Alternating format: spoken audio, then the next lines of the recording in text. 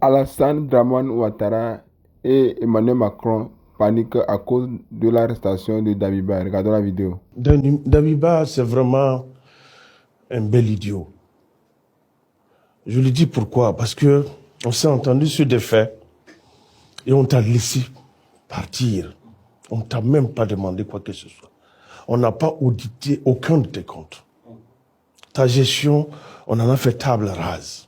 On dit, va t'asseoir, en tant qu'ex-président, tu auras même, on va t'allouer de quoi vivre. Et tu as même paradé dans les chaînes de télévision pour dire que tu n'as aucune ambition de revenir au pouvoir et que ta volonté, c'est de rétablir ton pays dans son entièreté. À rappel, il a eu à faire une interview avec Alain Foucault dont il disait qu'il était prêt à répondre s'il a fait des injustices dans son pays. Et mieux, il a dit même qu'on le traitait de président le plus pauvre. Aujourd'hui, tout contredit ses faits. Tout. Damiba, si nous ne sommes pas une émission, nous ne sommes pas autour du thé pour parler de rumeurs ou autres. Si nous allons parler de tout ce qu'on a dit sur Damiba, c'est pas quelqu'un de respectable. Son bas-ventre parle, sa bouche parle. C'est un délinquant qui portait la tenue militaire. Il n'a jamais incarné la présidence du Faso. Vous voyez Ibrahim aujourd'hui? Vous voyez la démarche d'Ibrahim? Les Mossis disent qu'on met un enfant devant pour voir sa démarche. Déjà, les 3 premiers mois où il a osé dire que non, lui n'est pas un révolutionnaire. Tu n'es pas un révolutionnaire, tu cherches quoi? Ici. Dans un pays de du moment où Roch lui-même commençait à avait des ouvertures vers le sankarisme. Oui, totalement. Roch a permis certaines choses que personne n'aurait cru. Ouais, le mémorial Sankara. Le mémorial, c'est ça. Rawlings est venu ici. À combien de fois? Et toi, tu viens interrompre ça, tu dis tu n'es pas révolutionnaire. Mieux, tu vas chercher, comment on appelle, le fossile là à Abidjan. Et mieux, tu as tenté même de négocier. C'était pour une réconciliation nationale, M. Bruno. Blaise est qui pour se réconcilier avec tout le peuple? C'est à Blaise de rentrer dans les rangs. C'est pas au peuple de se soumettre. À Blaise Compaoré. Blaise est qui? Même à Ziaré, Blaise est qui pour dire au peuple de Ziaré de se réconcilier avec lui? Non! Il a été un ancien président qui a mal géré le pays, qui a assassiné l'espoir de toute l'Afrique. Ce n'est pas du Burkina Faso. Thomas Sankara, c'est pas, je dis, c'est pas un petit jeu. C'est pas les Maracana. C'est du haut niveau. Et lui, par la force des armes, parce qu'il dort entre une femme dépigmentée ou métissée et du vin, il se lève pour faciliter l'accès à son champagne. Il assassine l'enfant chéri du Burkina, le fils à Joseph, le fils à Marguerite. On ne peut pas tolérer. Il faudrait que les Africains de couleur noire, de peau noire, il faudrait qu'on se concerte et qu'on essaie de s'unir, de mieux se vendre. Quand je dis mieux se valoriser, parce que partout, nous sommes les derniers. L'arabe pense que l'Africain, c'est le monsieur de peau noire, c'est n'importe qui. Le blanc croit ainsi de suite. Ne parlons pas dans les pays, en Inde ou autre, où carrément vous êtes des esclaves et autres. Il faudrait que l'Africain commence à réfléchir comment se faire respecter dans le Conseil des Nations. C'est parce que c'est nous, les Noirs, qu'on nous maltraite partout. Tout ce qui est arabe, jusqu'à leur divination, nous devons les éviter. Ça n'a pas d'importance pour nous. L'arabe n'a jamais aimé le noir. Le noir n'a jamais eu un statut dans les pays arabes. Ça a toujours été des esclaves. La Mauritanie est en train de blanchir sa population. L'Algérie, de même. Les étudiants qui ont fait l'Algérie peuvent en parler. Le Maroc peut en parler. Tunisie, c'était récemment. N'en parlons pas de l'Arabie Saoudite où on ose dire certaines choses. Le Qatar, le noir. Moi, je ne vois pas le côté football là. Nous, les noirs, on doit essayer de réfléchir. Pas se recroqueviller. Parce que le monde est open, le monde est ouvert. Mais aller au monde avec nos forces, mais en rang serré. Parce que rien que pour le football, vous voyez ce qu'on nous a fait. Qui a donné toutes les garanties pour dire que lorsque Damiba sera là-bas, il n'y aura pas de politique. On lui a dit, pas de politique, pas d'ingérence. C'est la garantie que le Togo a donnée. Et c'est cette garantie, c'est sur cette base-là que le capitaine a laissé sortir Damiba du Burkina Faso. Mais quand il est arrivé au Togo, qu'est-ce qu'il a fait? Il a d'abord mis bas la terre. Il a eu des rencontres entre lui et des envoyés de Ouattara. Il y a eu des coups de fil entre lui et Ouattara, qui n'a pas renoncé à déstabiliser l'AES à travers le Burkina ou le Mali. Donc Damiba était pisté sans qu'il se rende compte qu'il était pisté lui-même. Depuis le Togo, on espionnait Damiba. Ça aussi, je vais vous l'apporter comme information. Vous croyez qu'on a laissé Damiba partir comme ça au Togo? Je vous en prie. On avait des espions, on avait des éléments de renseignement burkinabé qui étaient au Togo, à Lomé, et qui le surveillaient. Je répète, on avait le renseignement burkinabé au Togo qui le surveillait.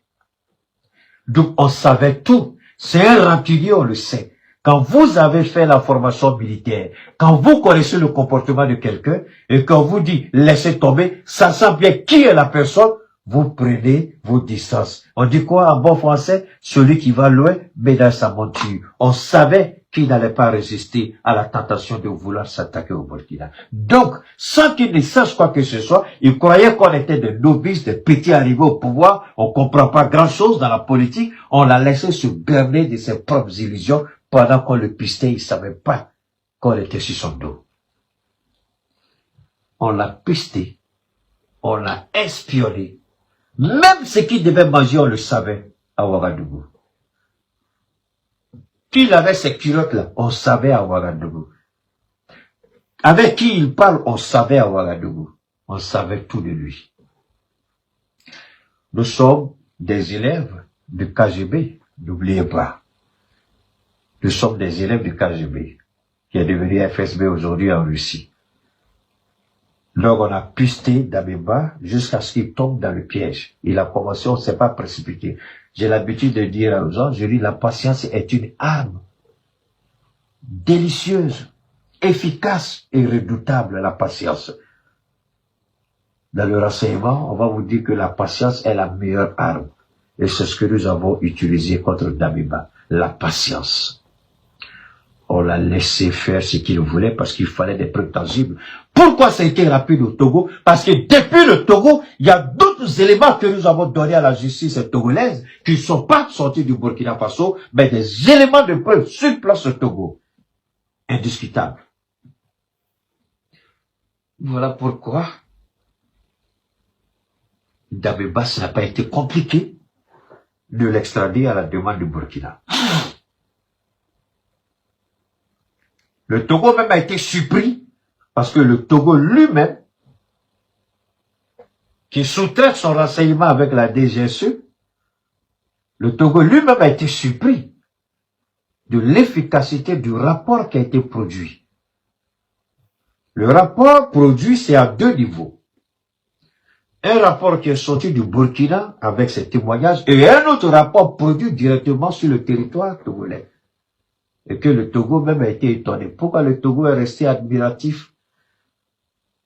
Parce que Faure Gnassingbé a compris, il dit, je suis un rusé, mais je crois que ces présidents de l'AIS, ce sont des maîtres en la matière, donc je suis plus petit alors que j'ai duré dans le pouvoir, mais ceux-là, je ne peux pas m'amuser avec eux. Et Faure Gnassingbé a compris que nous ne sommes pas un petit joueur, et nous ne sommes pas des enfants de cœur quand il s'agit de notre souveraineté.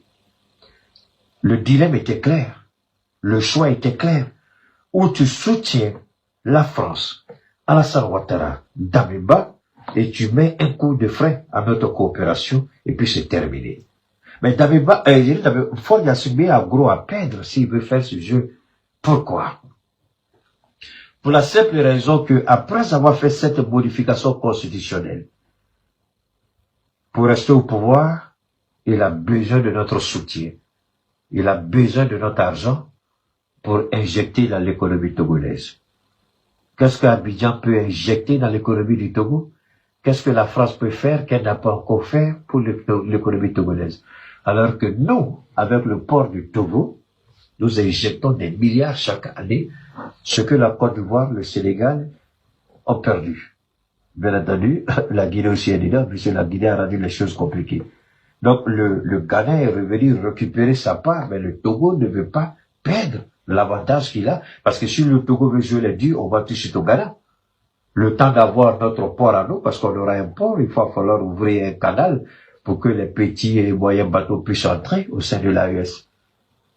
Et fort c'est que c'est pas dans son intérêt, en tout cas pas pour l'instant. Il avait le choix. Soit il nous écoute, soit il suit la France, il perd notre collaboration, et puis nous on se tourne à eux. On n'a pas fait palabo. Il a compris. Donc, Damiba préparait ce truc-là depuis longtemps et nous le savions. Ce qui fait que mettre la main sur ces personnes-là, c'était très facile parce que pour frapper quelqu'un, il faut aller à la racine du mal. Pour soigner, il faut aller à la racine du mal. Mais souvent, quand les gens me contactent par rapport à mes produits, Keïta, surtout les gens, Keïta, madame est fâchée la nuit, je démarre pas, c'est compliqué, j'ai dit, il y a forcément, il dit, non, Keïta, il dit, non, mon ami, tu dis pas la vérité, il y a forcément quelque chose. Est-ce que tu as l'hypertension? Ah ouais. Est-ce que tu as le diabète? Est-ce que tu as l'insuffisance rénale? Est-ce que tu as la prostate? Voilà. Quelques cas qui peuvent jouer sur ta performance. Et puis, ah, d'accord. C'est la même chose en politique. Il y a forcément une cause quelque part. Et la cause, nous, on va pas attendre Damiba de nous fournir ça. À nous d'aller chercher les informations. Donc, on a mis des gens sur le dos de Damiba, ce qu'il ne savait pas lui-même. Pour dire qu'on peut plus nous apprendre à jouer à la recherche de l'information. Et c'est ça qui a tué Alassane Ouattara et c'est ça qui a tué Emmanuel Macron. Comment c'est arrivé? Alors, je vais vous expliquer le jeu d'échecs. Vous avez vu que j'ai mis une image échec et mat. Je vais vous expliquer pourquoi. Pendant que Donald Trump, l'envoyé de Dieu, l'idiot pour le monde, parce que Dieu aussi, quand Dieu vous aide, il envoie un dirigeant bête. C'est-à-dire que Dieu va pas descendre pour dire, voilà, comment ça faut faire ça. Donc, Dieu vous envoie des dirigeants pour comprendre ce que vous devez faire. Et quand Dieu a envoyé Emmanuel Macron, non, c'est pas fait prier, on a compris tout de suite que c'était l'heure de notre délivrance, l'heure de notre souveraineté. On a récupéré pour nous, et puis on s'est assis, on dit on bouge plus. Maintenant, Donald Trump, Dieu l'envoie aussi pour que le monde comprenne. Et le Canada a compris. Donc, pendant que Macron fait la grande gueule à Donald Trump. Il veut montrer que la France est une puissance militaire.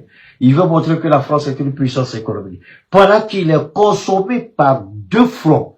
Le front américain à l'extérieur, le front ukrainien à l'extérieur et la contestation interne. Quel président peut supporter tout ça? Maintenant, il porte lunettes. C'est devenu compliqué pour Macron. Donc, Macron n'a plus le temps pour l'Afrique. Il n'a pas le temps pour Ouattara. Il n'a pas le temps pour Damiba, puisque Ouattara tarde à produire des résultats. Donc il dit, écoute, réfléchis, le temps que tu as fini, il faut que je règle ça avec Poutine, avec Trump, et puis chez moi aussi c'est chaud. Donc pendant que c'est chaud dans tous ces coins, nous on était en train de construire aussi notre stratégie. Attention, écoutez très bien. Donc pendant que la France est occupée, et Ouattara aussi est occupé, c'est pas fini, hein? Échec mat, comprenez bien. L'image est excellente sur YouTube, je vous en prie. Alors, Ouattara, échec et mat. Ouattara fait quoi? Ouattara est obligé de s'appuyer sur des gens qui n'ont aucune valeur, des gens qui n'ont aucune substance. Patrick Hachi, pour prendre la place d'Adama Bitogo qui est devenu visiblement trop gourmand. Donc, écarter Adama Bitogo et positionner Patrick Hachi, c'est ce que Ouattara a fait. Il n'a pas le choix. Parce qu'il faut d'abord affaiblir Adama Bitogo, politiquement parlant. Il faut le dépouiller de tout ce qu'il a comme protection constitutionnelle.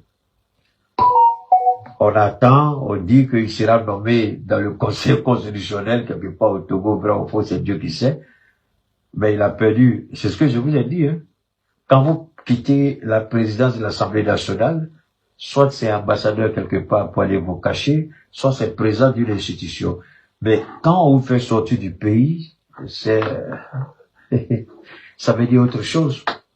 Mais si jamais il est élu, il est nommé ambassadeur ou il est nommé président de cette institution sous-régionale, le Conseil de l'Entente, ça veut dire que il doit renoncer à son titre de député, de maire, puisqu'il ne pourra pas exercer ça en tant que président du Conseil de l'Entente. Et Ouattara est très intelligent, donc il va détruire, mais il appartiendra à Adama Bitogo, soit de dire, je suis pas intéressé, c'est tout, parce que si Adama Bitogo renonce, c'est fini, Ouattara va le détruire. Comme il dit qu'il est homme de mission, donc Ouattara va l'envoyer en mission. C'est lui qui dit qu'il est homme de mission. Ouattara va l'envoyer en mission. Si je peux dire au président Ouattara, merci, monsieur le président, mais je préfère, monsieur le président, nommer quelqu'un, je préfère rester député, je préfère servir la Côte d'Ivoire en tant que député, c'est tout. Mais Ouattara peut pas l'obliger, hein. Il faut que, pour une fois, quelqu'un dise non à Ouattara. Ouattara peut l'attaquer, mais sur le plan légal, ce sera compliqué de le dépouiller de son statut de député, parce que Ouattara joue aussi sa crédibilité. Il a fait à Sorobio, il a fait à Babou Laurent, il a fait à d'autres personnes. Est-ce qu'il va continuer la bêtise? Parce qu'à un moment donné, il va falloir s'arrêter. Donc, je crois qu'Adama Bitogo doit être plus déterminé. Elle dit non, il reste, parce qu'il fait l'erreur d'accepter, c'est fini pour lui. Ouattara va le détruire, c'est fini. Et je vous avais annoncé tout ça. Hein? Ouattara fait. Alors, donc, Ouattara est occupé à gérer des problèmes internes parce que Ouattara cherche un successeur à son fauteuil. Ouattara voit plus Ténébrahima. Ouattara a besoin de Ténébrahima. Merci à toi, Fatih Kabore. Ouattara a besoin de Ténébrahima pour assurer la succession du vol. Parce que l'argent que Ouattara a volé, le jour que nous dit que sera fait véritablement sur la gestion financière de Ouattara, je jure sur le Saint-Coran, beaucoup d'Ivoiriens vont tomber en crise cardiaque. Le jour où ils vont faire un audit sur l'argent que Ouattara a pris personnellement pour lui-même, beaucoup d'Ivoiriens vont tomber à syncope. Beaucoup vont tomber en crise cardiaque. Ils ne croiront pas. Mais Ouattara veut préserver tout ça et mourir, ne pas être humilié. Donc, mettre quelqu'un là, qui va assurer la pérennité de cette bêtise. Et la seule personne à qui Ouattara peut avoir confiance pour continuer cette bêtise, c'est Ténébrahima. Puisque Ténébrahima lui-même était un voleur. Donc Ouattara va fermer les yeux sur les quelques milliards qu'il va continuer à voler lui-même. Donc Ouattara aura besoin de Ténébrahima. Et pendant qu'ils font leur magouille, ils ont laissé un électron libre. Damiba n'était pas encadré. Damiba était un militaire qui est arrivé au pouvoir, qui a fait, je crois, 8 ou 6 mois de pouvoir. Et puis Ibrahim l'a destitué. Donc Damiba n'a pas la culture, il n'a pas la maîtrise. Et maintenant qu'on l'a laissé électron libre là, il a commencé à faire des erreurs. Moi, je suis pas président, mais je ne ferai jamais les erreurs que Damiba a commis. Jamais, ça, si c'était moi, jamais j'allais commettre ces erreurs. Donc Damiba a commis des erreurs. Il va payer. Maintenant, est-ce que, lorsque nous avons demandé l'extradition de Damiba, vous croyez que la France n'a pas mis son pied dedans? La DGSE au Togo, je vous en prie. Le Togo savait très bien, et la DGSE a fait ce qu'elle devait faire pour informer l'Élysée. La DST en Côte d'Ivoire savait très bien, à travers ses canaux de communication avec la DGSE, la DST savait, et la DST a informé Ouattara. Mais maintenant, la question, est-ce que Ouattara allait se mouiller publiquement dans cette affaire? Est-ce que la France allait se faire mouiller publiquement dans cette affaire? Alors ça, ce sont des questions que beaucoup devraient se poser. Est-ce que Ouattara allait s'impliquer? Est-ce que Ouattara voulait que son image soit, alors qu'on a toujours dit que la Côte d'Ivoire a une part de responsabilité dans toutes les tentatives, et que l'idiot qu'ils appellent photocopie, Michelet, la bêtise humaine appelée, comment vous l'appelez là? La bête là, comment vous l'appelez? Porte-parole. Est-ce qu'il peut mettre sa bouche dedans? Parce que si vous dites que le Burkina n'apporte aucune preuve, écoutez ici maintenant, c'est là que la folie de Keïta arrive. Quand vous servez le bon Dieu, et vous ne laissez jamais tomber. Je ne sors pas tous les jours, ça c'est vrai, mais je m'en excuse. C'est parce que les commandes étaient énormes. Pour être sincère avec vous, il y avait tellement de commandes que je ne pouvais pas. Donc il fallait, et puis il y avait l'anniversaire de Gaussou, les 9 ans, il fallait faire quelque chose d'exceptionnel pour lui. Voilà. Et puis bon, on a aussi un mariage aussi qui est là, j'ai de me dire ce qu'il doit se marier. Et puis bon, ben, voilà. Bon. Puis il y a mon petit frère Abidjan avec qui je suis. Alors, donc, revenons un peu rapidement. Alors, regardez bien ce qui va se passer là. La Côte d'Ivoire a toujours nié son implication dans les tentatives de déstabilisation. Nous lançons un mandat d'arrêt. Vous croyez que le mandat d'arrêt qui a été lancé, la CEDEAO n'était pas au courant? La CEDEAO savait très bien, la CEDEAO n'a rien dit. La France savait très bien, la France n'a rien dit. La Côte d'Ivoire savait très bien, la Côte d'Ivoire l'a rien dit, parce que la Côte d'Ivoire, en voulant intervenir, allait donner raison tout de suite au capitaine. Mais je vais vous faire écouter ça, je vous en prie, hein. Je vais vous emmener ici, j'espère que vous allez pouvoir apprécier avec moi. Hein? Voilà, écoutez ça aussi, ça, on va écouter ça. Président du Togo, son Excellence, vous savez qui parle, Monsieur Faure. Écoutez. Chaque acte que nous posons définit l'avenir. Imaginez que vous... Écoutez bien, chaque acte que nous posons, c'est votre petit idiot, la saleté de merde, et la gueule de porc, la makoso. Chaque acte qu'on pose détermine l'avenir, c'est faux. Non. Donc, chaque acte qu'on pose aura des conséquences, mais ne détermine pas. C'est lui-là qui est votre pasteur, hein. Moi, je ne suis pas pasteur. Les actes qu'on pose auront des conséquences, mais ne déterminent pas. C'est ce que nous voulons pour nous demain. Cela peut avoir une incidence. Mais chaque individu a déjà ce qu'on appelle un prédestin. Quelque chose de prédéterminé. Tu peux entrer dans ta bénédiction comme tu peux détruire ta bénédiction à travers quoi? À travers tes actions. Voilà pourquoi j'ai dit les actions ont des conséquences. Mais déterminer, c'est faux. L'expression, l'idiot, je ne sais pas dans quelle école il est parti, parce que déterminer, c'est un peu compliqué, non? Et c'est pas déterminer, c'est conséquences. Les actions auront forcément des incidences sur notre vie, mais pas déterminer l'entièreté de notre vie.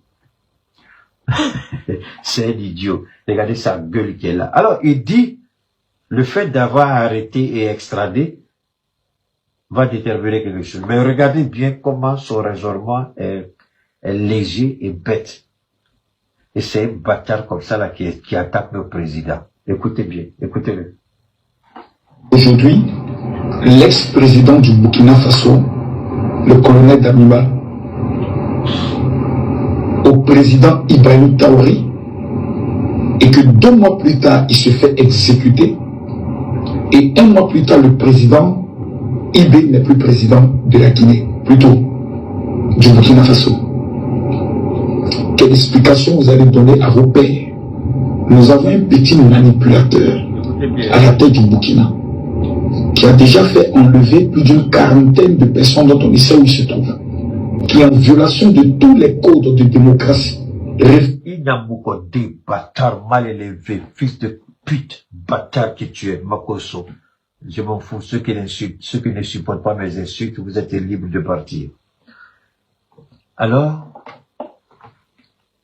Ibrahim a enlevé une 40aine de personnes. Wow. Qui a dit, gardez vos maisons, les chiens vont venir, il faut les accueillir. Qui a dit ça? C'est Ibrahim qui a dit, ou c'est Alassane Ouattara qui a dit ça.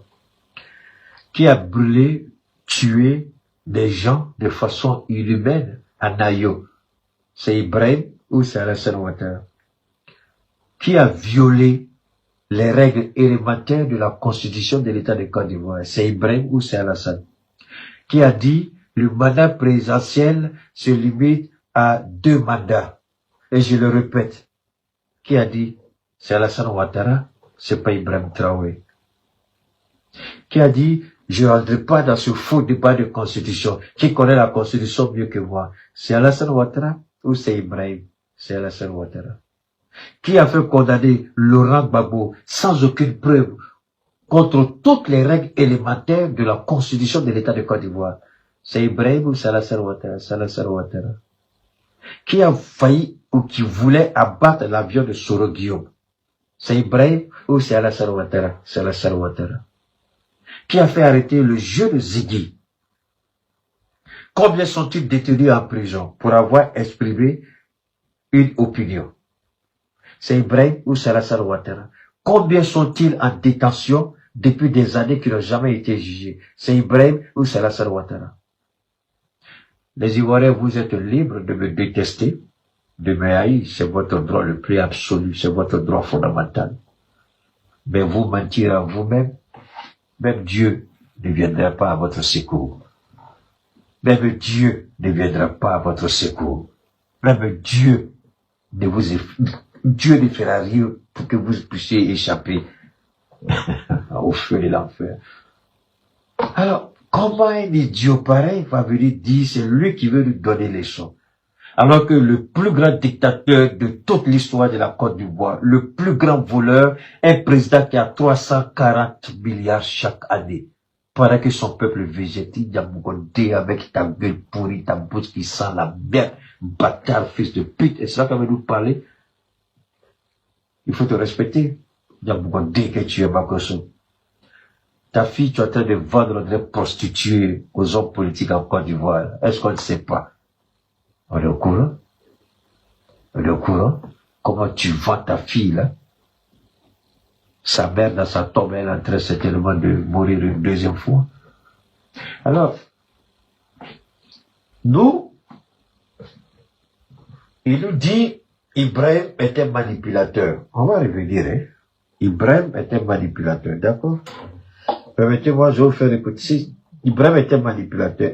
Bon, il faut parler, mon ami. Tout d'abord, tentative de déstabilisation déjouée du 3 janvier 2026, encore un complice qui passe aux aveux. Cette fois-ci, il s'agit du sergent-chef Salfo Yalwigo, précédemment en poste à la garde républicaine. De vive voix, il explique son implication dans ce témoignage.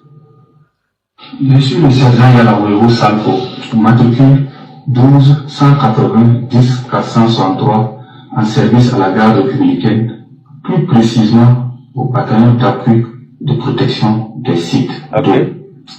Il y a de cela 2 semaines environ, un numéro inconnu m'a appelé plusieurs fois dont je n'ai pas décroché.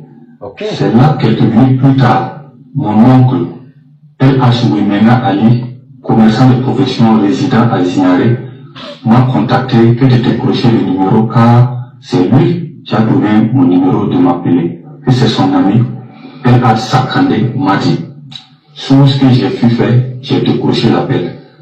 L.H. Sakandé m'a dit, m'a fait savoir qu'il veut me voir très urgemment. Et on peut se voir à quelle heure. J'ai dit, ok, je vais vous communiquer. Mais 3 jours plus tard, que connexion fut établie. Et ça a été au terrain de l'appel à Ouaga 2000, côté Est. Je pense que ce que la Côte d'Ivoire nous a demandé, c'est ce que nous avons fait. La Côte d'Ivoire a toujours dit à travers son porte-parole que nous accusons sans jamais apporter la preuve. Merci à Abou Diakité. Que nous accusons sans jamais apporter la preuve. Et j'ai dit à nos chefs d'État, il faut commencer à produire des preuves, sinon ça va être compliqué. Mais il ne s'agira plus d'apporter des preuves. Si une personne est impliquée, il faut que la personne soit arrêtée et jugée convenablement et correcte en fonction de la Constitution. Il se plaint du retour de la condamnation à mort. Mais je vous dis une seule chose. Quand vous décidez de tuer le président, d'abord, pour bien comprendre la position de nos présidents, sortez de ces petits calculs de présidents démocratiquement élus. La démocratie n'existe pas. Vous pouvez vous mentir, vous leurrer, vous manipuler vous-même. Ça, c'est votre choix. Mais nous, on ne fait pas ça.